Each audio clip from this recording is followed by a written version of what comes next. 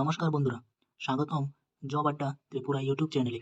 আজকের ভিডিওতে আমরা আলোচনা করব ত্রিপুরা পুলিশ কনস্টেবল 2026-এ যে 916টা পোস্টে নিয়োগ করা হবে এর কমপ্লিট সিলেকশন প্রসেস সম্পর্কে। মানে হাইট কত লাগবে, ফিজিক্যাল টেস্ট কী কী আছে, রিটেন এক্সাম কেমন হবে, সবকিছু আজকের ভিডিওতে জানবে। তাই ভিডিওটা শেষ পর্যন্ত দেখো।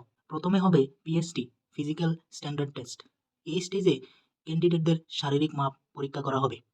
এখানে মূলত চেক করা হবে হাইট, চেস্ট, ওয়েট। চেস্ট শুধুমাত্র মেল ক্যান্ডিডেটদের জন্য। তারপর হবে পিইটি, ফিজিক্যাল এফিসিয়েন্সি টেস্ট।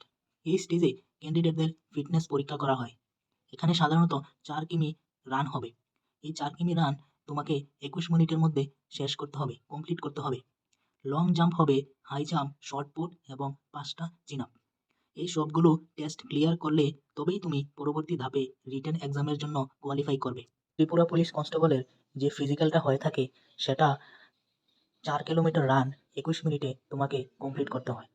এরপর রান কোয়ালিফাই করার পর তোমাকে high jump, long jump, shot put এবং 5টা চিন আপ এগুলিও কোয়ালিফাই করতে হবে।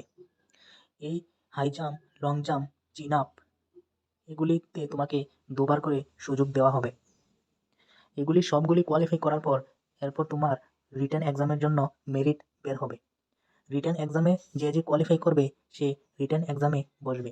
বন্ধুরা, যদি তোমরা চাও যে ত্রিপুরা পুলিশ কনস্টেবল 916টা পদের জন্য যে নোটিফিকেশান আসবে তার কমপ্লিট সিলেকশন স্ট্র্যাটেজি নিয়ে আসতে, তাহলে তোমরা কমেন্ট করো।